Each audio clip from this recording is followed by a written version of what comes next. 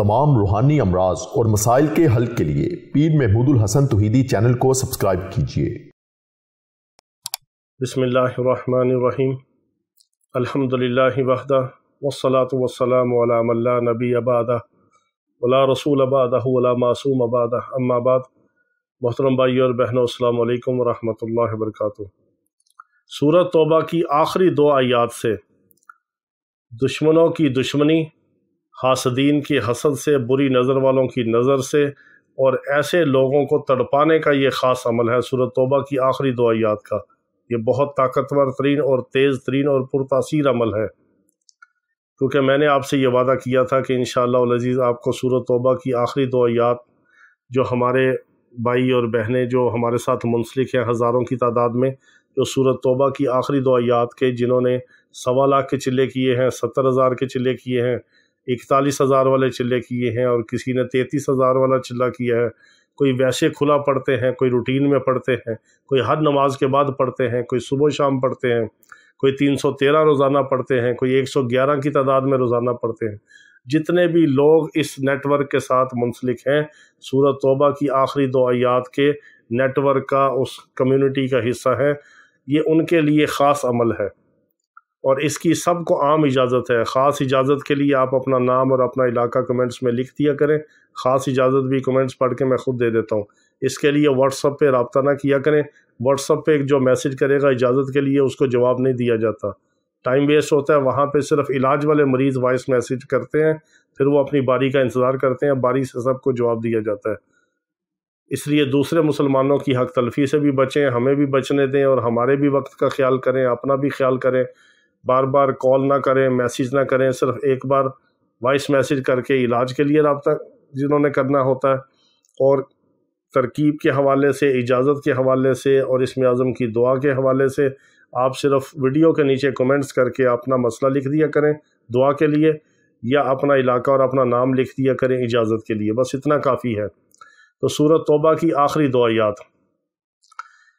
बाज़ लोग हैं कि जो इतना हसद करते हैं, कोई हमसाए होते हैं, कोई रिश्तेदार होते हैं, कोई कोलीग होते हैं, कोई सगे बहन भाई होते हैं, कि वो हर चीज़ के ऊपर हसद की नज़र रखते हैं, बुरी नज़र रखते हैं, दुश्मनियों पे उतर आते हैं। बाज़ जादू करवाने चल पड़ते हैं, बाज़ वैसे पीठ पीछे बातें करते हैं, बुरा चाहते हैं।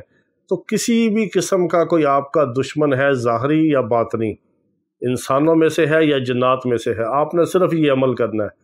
ये ख़ास अमाल है, ये मेरे ज़ाती अमाल है, ये मेरी ज़िंदगी का निचोड़ है। हमने धक्के खा के ये अमल हासिल किए, तजर्बात किए, फिर हमने इसके ऊपर बहुत सारे तजर्बात के बाद इसके मुशाहदात किए, फिर वो चीज़ें जो मुस्तनद और ऑथेंटिक होती हैं वो आपको बताते हैं, प्लेट में रख के आपको पेश करते हैं, आप उससे फ़ायदा उठाते हैं। तो आपने ये अमल करना है, किसी की बुरी नीयत से नहीं करना कि मैंने फ़लाँ को, भाई को, रिश्तेदार को, हमसाए को इसको उल्टा करना, ये करना, इस नीयत से नहीं करना। आपने सिर्फ उनकी दुश्मनी से अपना बचाव करने के लिए, यानी आपने दफ़ाई पोजीशन में आके ये अमल करना है। आपने इकदामी या अटैक की पोजीशन में जाके अमल नहीं करना। वो अमल आप करेंगे और आपकी थोड़ी सी कमज़ोरी हुई, फिर उस अमल की आपको रज्जत होगी। आप नहीं जानते, हमें नहीं पता कि आप जिसके लिए अमल कर रहे हैं वो उस अमल का, उस सज़ा का मुस्तहिक़ है या नहीं है। हो सकता है आपकी बदगुमानी हो कि मेरा भाई मेरे ऊपर जादू कर रहा है, बहन कर रही है, हमसाया कर रहा है, वो बेचारा ना करता हो, उसको पता भी ना हो, वो वैसे ही आपसे हसद रखता हो, जादू ना कर रहा हो। ये बाज़ दफ़ा इंसान की गलत फहमियाँ होती हैं, बदगुमानियाँ होती हैं, बदज़नी होती है। तो इसलिए इस अमल को आपने, किसी भी अमल को आपने इकदामी और अटैक की पोजीशन में नहीं करना, दफ़ाई पोजीशन में और हिफाजत की नज़र से आपने अमल को करना है। अल्लाह का काम है कि जो सज़ा का मुस्तहिक़ होगा उसको हिदायत दे या सज़ा दे, वो अल्लाह पे छोड़ दे। लेकिन जो सही इस अमल को करता है इजाज़त और शराइत के साथ, और उससे दुश्मनी करने वाला वाकई उसका हकदार होता है, तो इसी तरह सज़ा मिलती है। अल्लाह उस दुश्मन को, उस हासद को, उस बुरी नज़र वाले को खुद तड़पाता है। वो अल्लाह का काम है, अल्लाह पे छोड़ दे। आपने अमल क्या करना है, किसी भी जगह, किसी भी वक्त, इसके लिए वज़ू भी शर्त नहीं है, आप बेवज़ू भी कर सकते हैं, लेकिन नापाकी की हालत में नहीं करना, पाकी की हालत में करना है। वज़ू बेवज़ू कहीं भी करें, मस्जिद में करें, घर में करें, कोई हिसार करने की ज़रूरत नहीं है। ये अमल ख़ुद हिसार है, और जब आपको इजाज़त देंगे तो आपके ऑटोमेटिक प्रोटेक्शन और हिफाजती हिसार होगा। عمل کیا ہے؟ سورۃ توبہ کی آخری 2 آیات، اس سے پہلے آپ نے دروشی پڑھنا ہے 11 بار، اور سورۃ توبہ کی آخری 2 آیات جو ہیں لَقَدْ جَاءَكُمْ رَسُولٌ مِّنْ أَنفُسِكُمْ عَزِيزٌ عَلَيْهِ مَا عَنِتُّمْ حَرِيصٌ عَلَيْكُمْ بِالْمُؤْمِنِينَ رَءُوفٌ رَحِيمٌ فَإِن تَوَلَّوْا فَقُلْ حَسْبِيَ اللَّهُ لَا إِلَٰهَ إِلَّا هُوَ عَلَيْهِ تَوَكَّلْتُ وَهُوَ رَبُّ الْعَرْشِ الْعَظِيمِ۔ اس کو آپ نے 111 بار یہ پڑھ لیا۔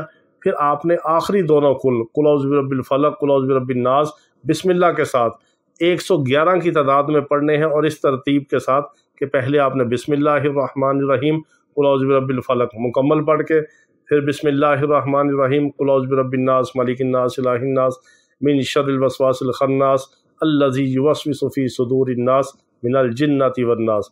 یہ دونوں آخری دونوں صورتیں آپ نے بسم اللہ دونوں کے ساتھ ملا کے پوری ترکیب کے ساتھ آپ نے ترتیب کے ساتھ پڑھ کے یہ ایک ہوا، دونوں ملا کے کل پڑھنے ہیں۔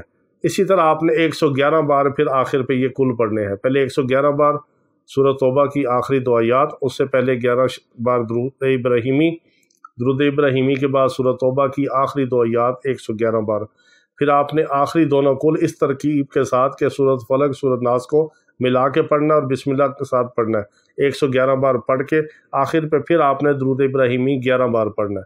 یہ عمل ہے آپ کا، آپ نے کسی بھی جگہ کسی بھی وقت اس عمل کو کرنا ہے، اور صرف 11 دن کرنا ہے۔